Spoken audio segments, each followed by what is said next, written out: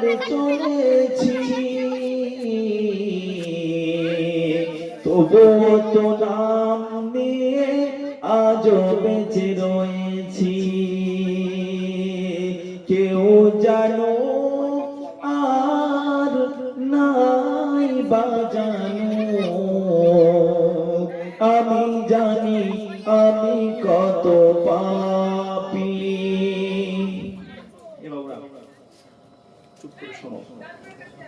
সম্মানিত মুহতারাম হাজিরিন, আল্লাহ রাব্বুল আলামিন বলেছেন, আমি আল্লাহ পাক মানুষকে শুধুমাত্র আর কেবলমাত্র আমার জন্য সৃষ্টি করেছি।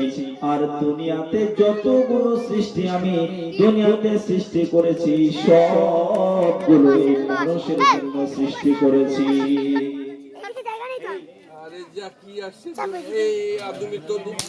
আল্লাহ পাক বলেছেন যে আমি মানুষকে সৃষ্টি করেছি, খলাকতুল জিন্না ওয়াল ইনসা ইল্লা লিয়াবুদুন, আমি মানুষকে সৃষ্টি করেছি আমার জন্য। আর এই দুনিয়াতে যতগুলো সৃষ্টি আমি সৃষ্টি করেছি সবগুলো এই মানুষের জন্যই আমি সৃষ্টি করেছি। সম্মানিত মুহতারাম হাজিরিন, যার জ্বলন্ত একটা উপমা, জ্বলন্ত একটা উদাহরণ আপনারা বুঝতে পারবেন।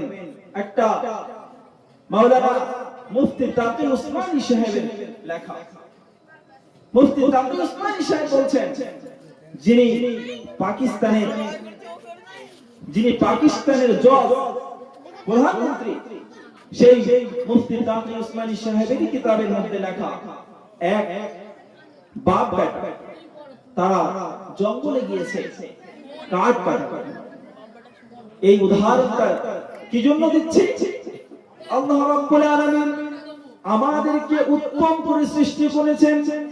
আর আল্লাহ রাব্বুল আলামিন দুনিয়াতে যতগুলো সৃষ্টি করেছেন সেই সমস্ত সৃষ্টির মধ্যে আল্লাহ পাক আমাদেরকে উত্তম করে সৃষ্টি করেছেন।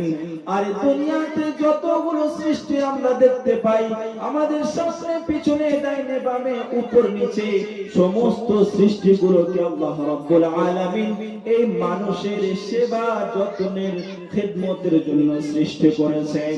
এর একটা জ্বলন্ত উদাহরণ আপনাদেরকে বললে বুঝতে পারবেন। এক ছেলে এবং বেটা, বাপ বেটা তারা জঙ্গলে গিয়েছে কাঠ কাটতে গিয়েছে। জঙ্গলে গভীর রাত হয়ে গেছে। এখন তারা ব্যাগ থেকে একটা কাপড়